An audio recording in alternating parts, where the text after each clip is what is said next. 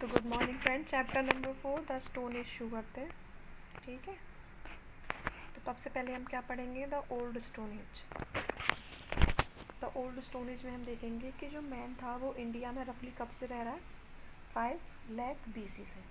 ठीक है, यानी अगर इसे हम आज से कंपेयर नहीं करेंगे, आज से जब हम कंपेयर करते हैं तो हम ईयर एगो लगाते हैं। इसमें लिखा है BC, यानी कि जीसस क्राइस्ट के जन्म से पहले अगर जाएंगे तो 5 लाख BC से मैन जो है वो क्या कर रहा है? लिविंग।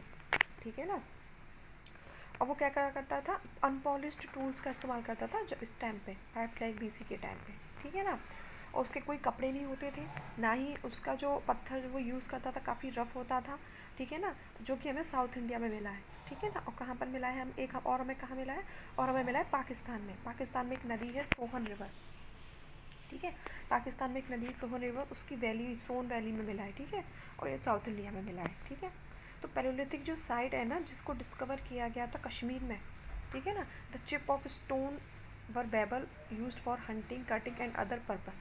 इस समय क्या होता था? एक पत्थर को ही यूज़ किया जाता था जानवरों की हंटिंग करने के लिए, कटिंग करने के लिए, या फिर इस पर और भी बहुत सारे पर्पस के लिए।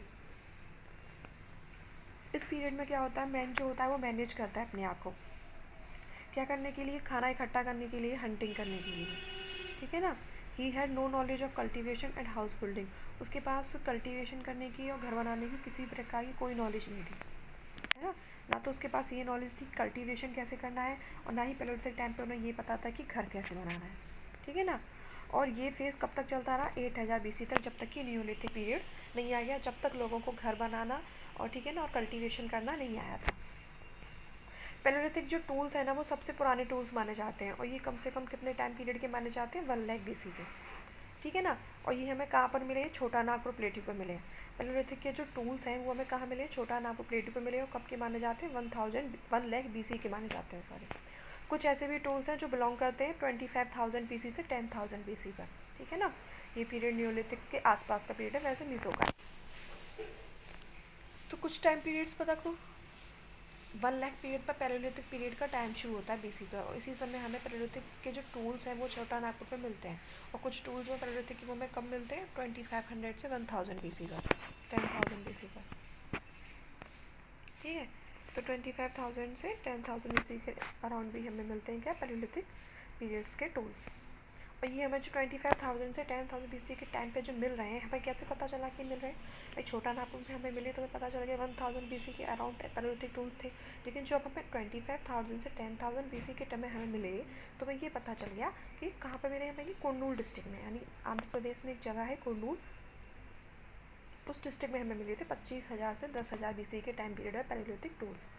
और जो कि 15 किलोमीटर दूर है आंध्र प्रदेश से, कम से कम 55 किलोमीटर दूर है कुर्नूल। है ना, आंध्र प्रदेश से 55 किलोमीटर दूर है कुर्नूल।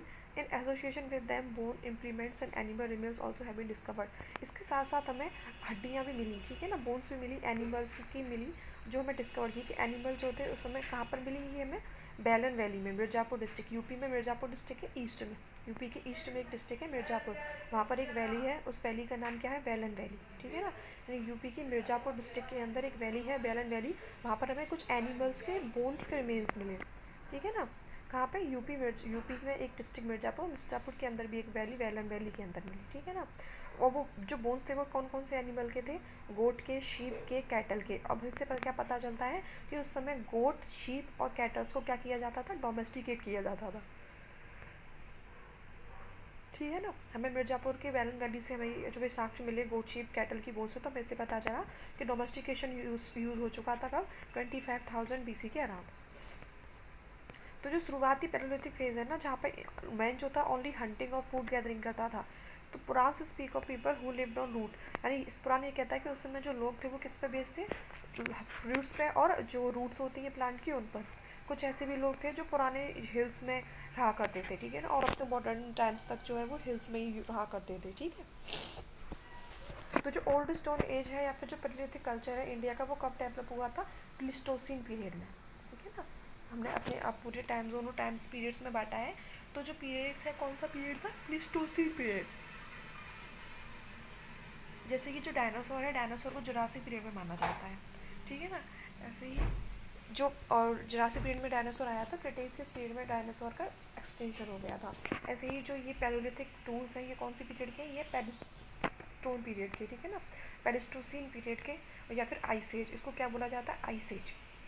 प्लिस्टोसिन पीरियड को वही बोला जाता है, आइस एज बोला जाता है। प्लिस्टोसिन पीरियड के ही क्या है, पैलियोलिथिक कल्चर है, ठीक है ना।